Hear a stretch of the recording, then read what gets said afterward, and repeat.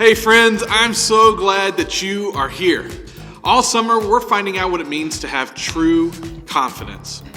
Confidence is learning to see yourself the way that God sees you. When you know how much God loves you and you feel like you can take on any challenge life throws your way, you can press play and live with confidence every day of your life.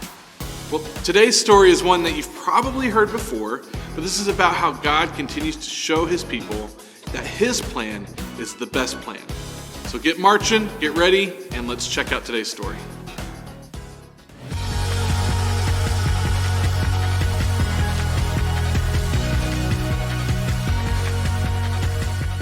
You're the best around.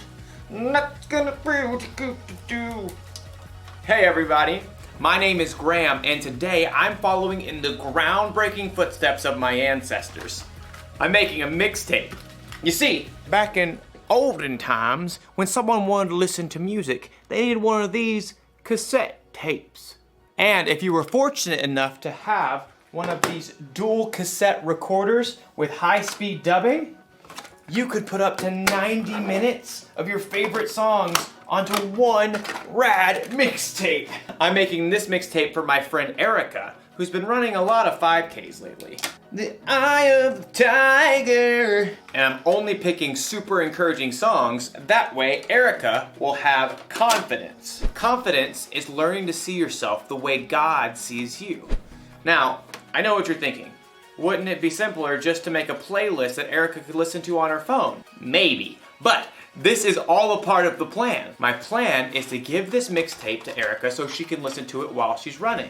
She probably doesn't have a tape player, so she'll borrow mine. And if she carries this thing around with her everywhere, she'll build up arm strength.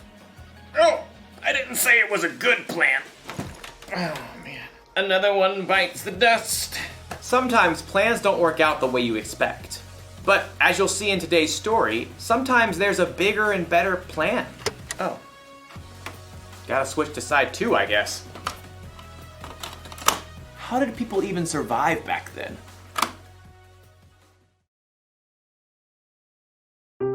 The Bible. It's 66 books of history, stories, letters, and poetry that fit together to form God's one big story.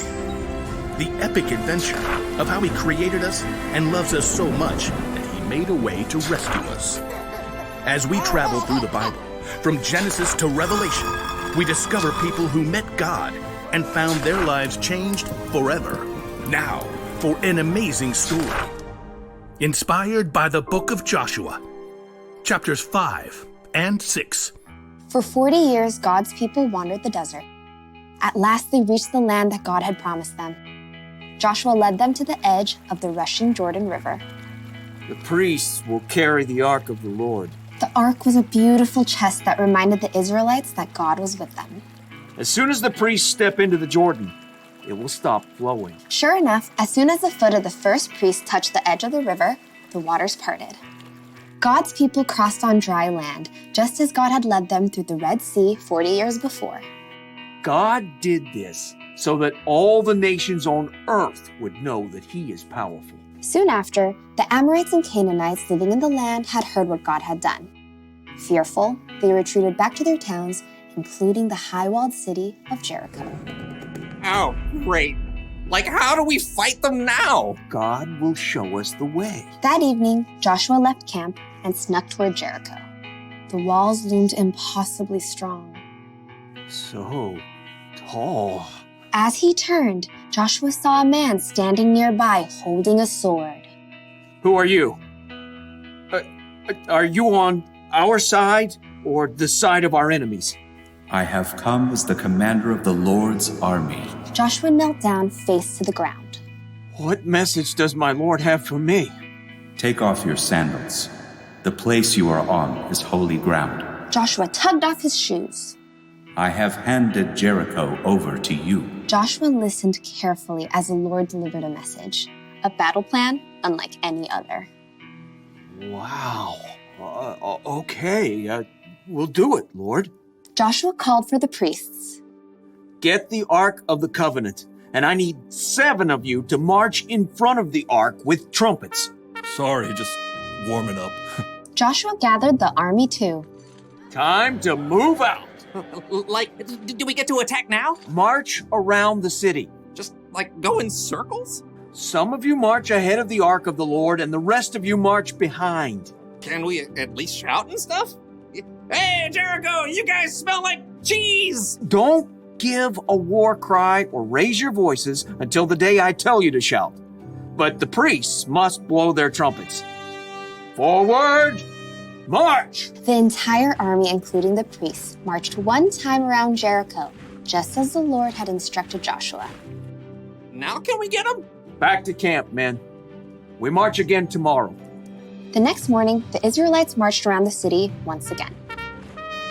And then on day 3, once again on day 4, not to mention day 5, and once again on day 6. We march again at sunrise. I have blisters. At dawn on the 7th day, the army and priests formed their strange parade once more. But this time, once they finished marching around the city one time, Joshua called out, Keep marching! Again? My feet are killing me. The Lord has told me we must march around the city 7 times today. On the 7th time around, the priests blew a long blast on their trumpets. Now shout! The Lord has given you the city! Yeah, it's smelling cheese! As the shouts of the Israelites rang out in the clear morning air, something incredible happened. The massive walls of Jericho began to tremble. The gates shivered and quaked. Jagged cracks ran through the heavy stones. Rocks began to tumble from the tops of the walls. Little rocks, large stones, giant boulders, until at last the walls collapsed, crashing in on themselves. The ground quaked, and plumes of dust burst into the air. As the air cleared, the Israelites stared in amazement. The city of Jericho stood wide open. Take the city! With nothing standing in their way, the Israelites charged right in. That day, they completely defeated the city of Jericho. God was with Joshua, and he became well known everywhere in the land.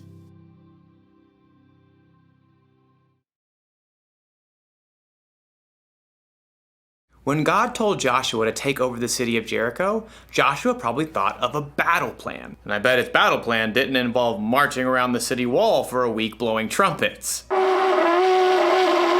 But Joshua followed God, and the Israelites took the city. He had confidence that God's plan was bigger and better. And that's not the only time God proved his plan was better. When Jesus, God's son, died on the cross, Jesus' disciples had to wonder, what is God thinking? Then in 3 days, when Jesus came back to life, it all became clear. God's plan is always better. The truth is, none of us know what the future holds. Your family might have to move out of the neighborhood or out of the state. You might get sick or break a bone. You might not get put on the team you tried out for. But when things don't go according to your plan, that's when you need to remind yourself, God's got you. You may not always know what God's plan is, but keep following him and have confidence that his plan is bigger and better. That's the one thing to remember today. God's plan is the best plan. My plan to make a mixtape for Erica is not the best plan. But it's still a lot of fun.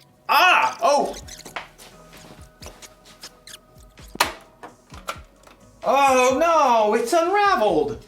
Oh wait, no worries. I've got an idea. Huh? Just like my ancestors. I'll see you next time.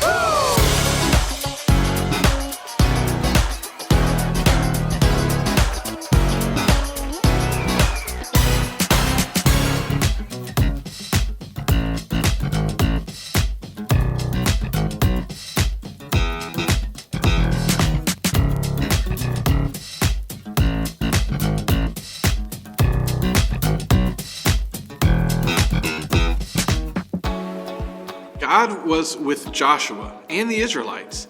He had given Joshua a good plan, and Joshua actually trusted God enough to do exactly as God said to do. I mean, think about it.